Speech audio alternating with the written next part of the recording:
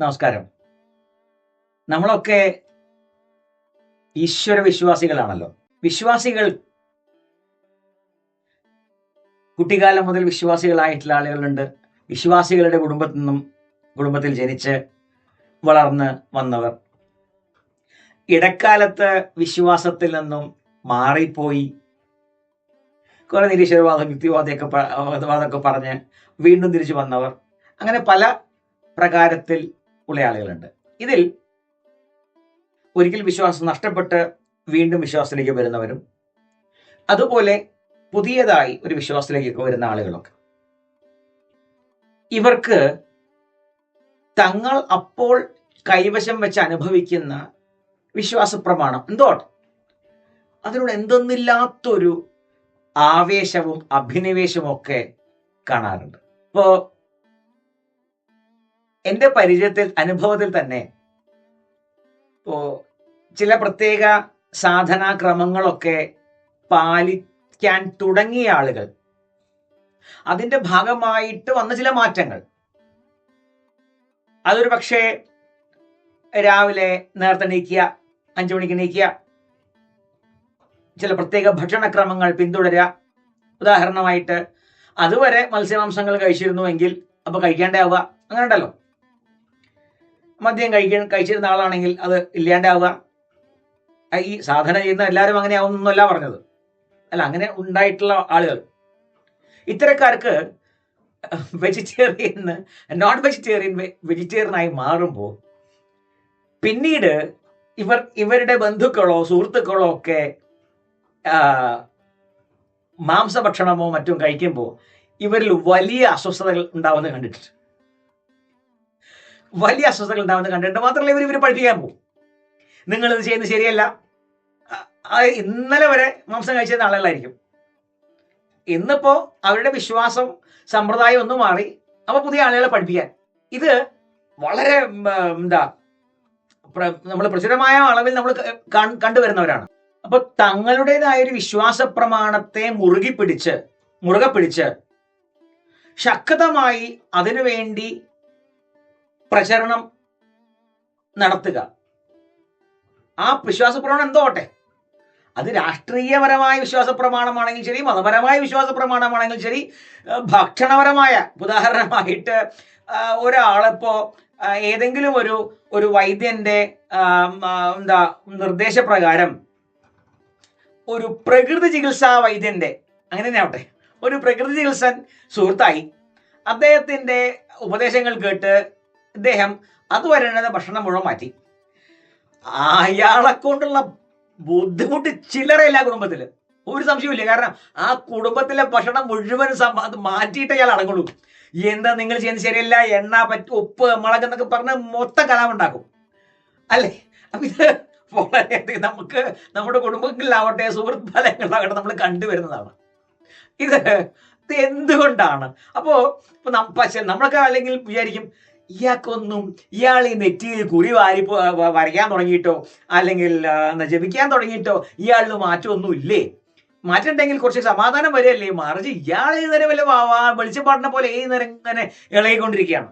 ഇതൊക്കെ നമുക്ക് പരിചയമുള്ളതാണ്.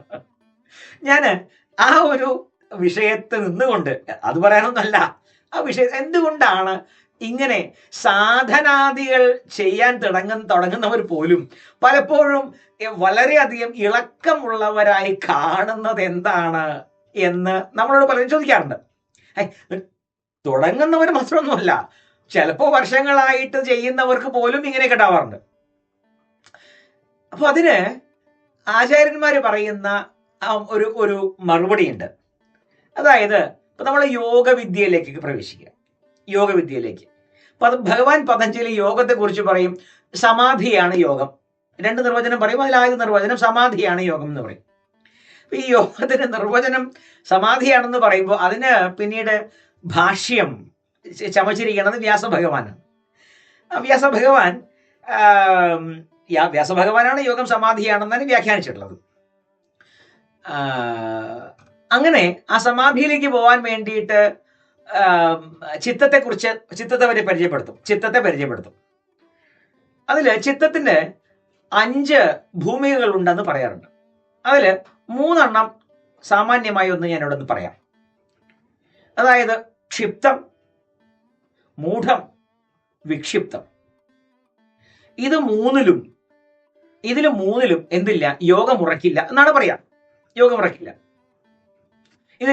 ഇത് ഏതൊരു വ്യക്തിയും, നിങ്ങൾ യോഗവിദ്യ പഠിക്കുന്നയാളാണെങ്കിലും ശരി അല്ലെങ്കിലും ശരി, ഒരു മനുഷ്യനാണോ ചിത്തത്തിന്റെ ഈ ഭൂമികളെ കുറിച്ച് അറിഞ്ഞിരിക്കണം. ഒരു സംശയമില്ല. അത് അറിഞ്ഞു കഴിഞ്ഞാൽ, അത് പഠിച്ചു കഴിഞ്ഞാൽ, ഇങ്ങനെ കാണുന്ന ഈ പെട്ടെന്ന് മതം മാറിപ്പോയ ആളുകൾ വലിയ ഭക്തന്മാരായി കാണുന്നതിന്റെ പിന്നിലുള്ള ഇളക്കൊക്കെ എന്താന്ന് നമുക്ക് മനസ്സിലാവും. അതായത് ചിത്തം എന്ന് പറഞ്ഞാൽ ചിത്തം, ബുദ്ധി, അഥവാ മനസ്സ്, ബുദ്ധി, ചിത്തം, അഹങ്കാരം 4 കൂടി ചേർന്നതിനെയാണ് ഇവിടെ ചിത്തം അല്ലെങ്കിൽ മനസ്സെന്ന് സാമാന്യമായി മനസ്സിലാക്കിക്കോളൂ. അപ്പോ ഇതിന്റെ ഒരു അവസ്ഥയെക്കുറിച്ച് പറയുന്നത് ക്ഷിപ്തം എന്നാണ്. ക്ഷിപ്തം രജോ ഗുണത്തിന്റെ ആധിക്യമാണ് ക്ഷിപ്താവസ്ഥ. രജോ ഗുണത്തിന്റെ പ്രത്യേകത എന്താ? സ്പീഡാണ്. ഒരു നിമിഷം പോലും ഒരിടത്ത് സമാധാനമായി ഇരിക്കുക എന്നുള്ളത് ക്ഷിപ്താവസ്ഥയിലുള്ള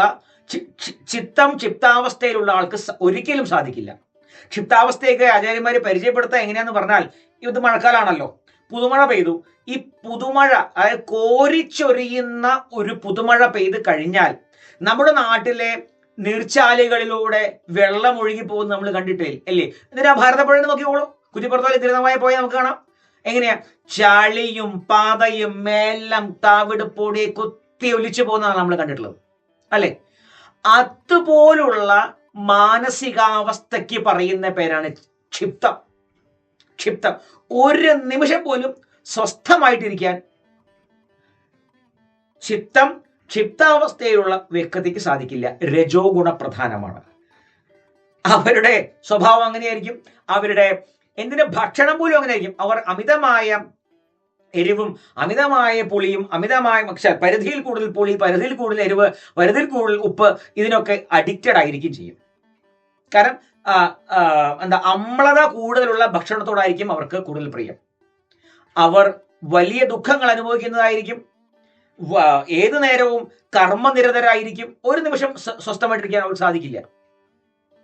ഇനി ആരെങ്കിലുമൊക്കെ ഒന്ന് സ്വസ്ഥമായിട്ടിരിക്കുന്നു എന്ന് കണ്ടാൽ ആ സ്വസ്ഥതയിൽ ഭംഗം വരുത്തുക എന്നുള്ളത് അവർ സ്വാഭാവികമായ ചോദനീയമാണ്. അവിടെ ക്ഷിപ്തമെന്ന് പറയുന്ന ഭൂമിയിലുള്ള ആളുകളെ കണ്ടാൽ തൊഴുതെഴുന്നേറ്റ് ഓടിക്കോളാം, അല്ലാണ്ട് വേറെ ഒന്നും ചെയ്യാനില്ല. അവരോ സമാധാനമായിട്ടിരിക്കില്ല, നമ്മളോട് സമാധാനമായിട്ടിരിക്കാൻ സമ്മതിക്കൂല. ക്ഷിപ്തം രജോ ഗുണത്തിന്റെ ആധിക്യാണ്. രണ്ടാമത്തെ കൂട്ടര് നമുക്ക് ധാരാളം നമ്മുടെ കുടുംബത്തിലുണ്ടാവും. ചിലപ്പോൾ ഒരുപക്ഷെ നമ്മളും അങ്ങനെയൊക്കെ ആയിരുന്നിരിക്കാം.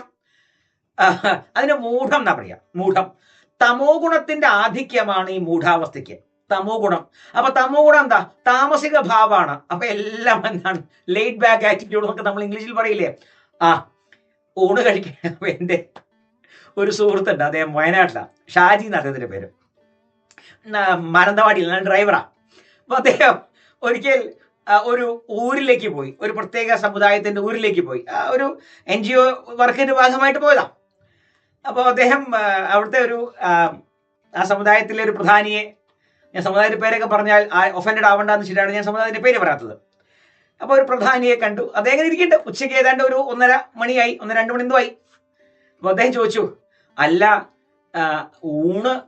ഭക്ഷണം കഴിച്ചോ? അപ്പോൾ അദ്ദേഹം പറഞ്ഞു, ഇല്ല, കഴിക്കണം. ശരി. അപ്പോൾ ചോറുണ്ടാക്കിയോ? ഉത്തരം, ഇല്ല, ഉണ്ടാക്കണം. അരി ഉണ്ടോ വീട്ടില്? ഇല്ല, വാങ്ങണം. അരി വാങ്ങാൻ കയ്യില് പണം ഉണ്ടോ? ഇല്ല, ഉണ്ടാക്കണം. അപ്പൊ എന്തായി? കയ്യില് പണമില്ല, അരി വാങ്ങിയിട്ടില്ല, ചോറുണ്ടാക്കിയിട്ടില്ല, ഉണ്ടിട്ടില്ല, ഇങ്ങനെ ഇരിക്കുകയാണ്. എന്നാ വല്ലതും ചെയ്യുന്നുണ്ടോ? ഒന്നുമില്ല. അപ്പോ ഇത് വ്യക്തിവിശേഷമാണ്, സമുദായ വിശേഷമല്ല. അപ്പോൾ ഇത് നമ്മളിലുണ്ടാവും ഇങ്ങനെ സ്വഭാവങ്ങൾ അല്ലെ? അത് മൂഢതയാണ്. അതായത് തമോ ഗുണത്തിന്റെ ആധിക്യം കൊണ്ട്. ഇപ്പൊ ഉദാഹരണമായിട്ട് നമ്മൾ പറയണം, ഇപ്പോ അറിഞ്ഞില്ലേ വേൾഡ് കപ്പ് തുടങ്ങാൻ പോവാണ്, നമുക്ക് ഒരുമിച്ചിരുന്ന് കളിയാണ്. ഓ ഞാനൊന്നുമില്ലേ, വേൾഡ് കപ്പ് ബ്രസീലും അർജന്റീനയും കളിച്ച നമുക്ക് എന്താ, നമ്മളെ ഇന്ത്യ ഒന്നും കളിക്കുന്നില്ലല്ലോ. ഓ ശരി, ശരി, എന്നാൽ അപ്പുറത്ത് നമുക്ക് മറ്റേ കണ്ണേങ്കാവിൽ പൂരാണ്, അന്ന് പോണ്ടേ.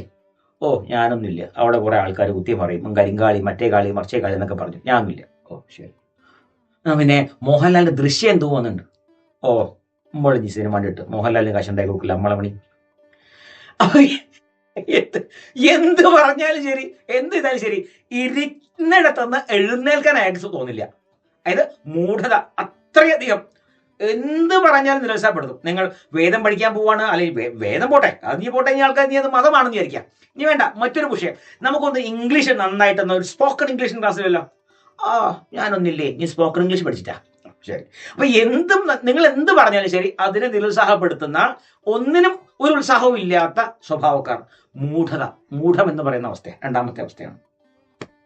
മൂന്നാമത്തത് ഏതാണ്ട് നമ്മളെ പോലുള്ള ആളുകളുടെ അവസ്ഥയാണ് വിക്ഷിപ്തം എന്ന് പറയും. വിക്ഷിപ്തം അതായത് രാവിലെ 5 മണി മുതൽ, ഇനി പോട്ടെ 6 മണിന്ന് കൂട്ടിക്കോളൂ, രാവിലെ 6 മണിക്കാണ് എണീക്കുന്നത് കൂട്ടുക. രാവിലെ 6 മണി മുതൽ 8 മണി വരെ നല്ല സുഖ.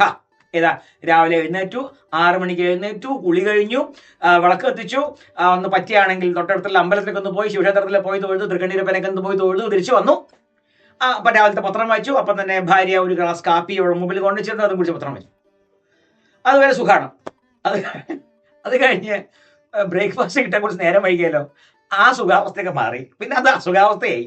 അത് പറഞ്ഞാൽ ശാന്തതയ്ക്ക് പോയി, പിന്നെ അശാന്തിയായി. അതുപോലെ തന്നെ ഈ ഓഫീസിലെത്തിന്ന് വിചാരിക്കുക, ഒരു സർക്കാർ ജോലിക്കാരൊന്നും ഇരിക്കുക, ഓഫീസിലെത്തിന്ന് വിചാരിക്കുക. അപ്പോൾ പണ്ടൊക്കെ ഞങ്ങളുടെ നാട്ടില് KSEB ഇലക്ട്രിസിറ്റി ഓഫീസിൽ പോയിട്ട് പണം അടയ്ക്കുക എന്ന് പറഞ്ഞാൽ ഒരു ദുരിതമായിരുന്നു, പേടിയാ. സത്യം പറയാം, അച്ഛനൊക്കെ പണം തന്ന് ഇങ്ങടാ പോയി അടയ്ക്കുക എന്ന് പറയുമ്പോൾ എനിക്ക് ഞങ്ങളുടെ ഇവിടുത്തെ തിരൂരുണ്ടായിരുന്ന KSEBയുടെ ഓഫീസിൽ പോകാൻ പേടിയാ. കാരണം വില വെട്ടി നമ്മുടെ കൊല്ലം വരുന്ന മട്ടിലാണ് ആ ക്യാഷ് കൗണ്ടറിൽ ആൾക്കാർ ഇരിക്കുക. എങ്ങാനും ചില്ലറ എങ്ങാനും ഇല്ലെങ്കിൽ നമ്മളെന്തോ അയാളുടെ ഒരു സ്വത്തിന്റെ പകുതി ചോദിച്ചാൽ മട്ടാ. അപ്പൊ പേടിച്ച് കുറച്ചിട്ടാക്കി പോവുക, വലിയ ക്യൂ ആയിരിക്കും. അപ്പോ ഇവരും ആരാ, നമ്മളെ പോലത്തെ മനുഷ്യന്മാരാണ്. അപ്പോ അതായത് ആ സമയത്ത് അവരിൽ അസാധാരണമായ വിധത്തിലുള്ള രജോ ഗുണമാണ്. എന്നാൽ എപ്പോഴും അങ്ങനെയാണോ? ഒന്നുമല്ല. ആ ക്യൂ കഴിഞ്ഞു, ആ ജോലിക്കാർ, ആ സ്റ്റാഫ് അവരുടെ സഹപ്രവർത്തകരോട് ചിരിച്ചു കളിച്ച് വർത്താനം പറയും. നമ്മളെ കാണുമ്പോഴേ ചതുർത്ഥി ചന്ദ്രനെ കണ്ട പോലെ. അപ്പോ ഇതാണ് വിക്ഷിപ്താവസ്ഥ എന്ന് പറഞ്ഞാൽ, ഇടയ്ക്ക് രജോ ഗുണത്തിന്റെ ആധിക്യവും ഇടയ്ക്ക് തമോ ഗുണത്തിന്റെ ആധിക്യവും, ഇടയിൽ സത്വഗുണവും. അപ്പൊ സത്വഗുണവും രജോ ഗുണവും തമോ ഗുണവും കുറച്ച്, ഇത് മൂന്നും ചേർന്ന അവസ്ഥയാണ് വിക്ഷിപ്തം. ഇങ്ങനെ ക്ഷിപ്തം, മൂഢം, വിക്ഷിപ്തം, ഇങ്ങനെ 3 അവസ്ഥകൾ മനുഷ്യന്മാർക്കുണ്ട്. 3 അല്ല 5 ഉണ്ട്. ഈ 3 അവസ്ഥകൾ എല്ലാവർക്കും പരിചയമുള്ളതാണ്. അപ്പോൾ ഒരു വ്യക്തിയുടെ ഉള്ളിൽ, വ്യക്തിയുടെ സ്വഭാവം കണ്ട് അദ്ദേഹത്തിന്റെ ചിത്തം ക്ഷിപ്താവസ്ഥയിലാണോ, മൂഢാവസ്ഥയിലാണോ, വിക്ഷിപ്താവസ്ഥയിലാണോ എന്ന് തിരിച്ചറിഞ്ഞ് നമ്മൾ ആ വ്യക്തിയോട് പെരുമാറാൻ പഠിച്ചാൽ പല പ്രയാസങ്ങളിൽ നിന്നും, പല കലഹങ്ങളിൽ നിന്നും രക്ഷപ്പെടുവാൻ എളുപ്പ വഴിയുമാണ്. യോഗമുറയ്ക്കോ ഇല്ലയോ, അതൊക്കെ ശാസ്ത്രം പഠിക്കുന്നവർക്കും യോഗിമാർക്കും സാധന രുചിയുള്ളവർക്കും ഒക്കെ ചെയ്യട്ടെ. ഇത് സാമാന്യ ലോകത്തിന് ഉപകാരപ്പെടുന്ന ഒരു വിദ്യയാണ്. ഈ ചിത്തത്തിന്റെ ഈ 3 ഭൂമികളെ കുറിച്ചെങ്കിലും അറിഞ്ഞിരിക്കുക. ക്ഷിപ്തം, മൂഢം, വിക്ഷിപ്തം.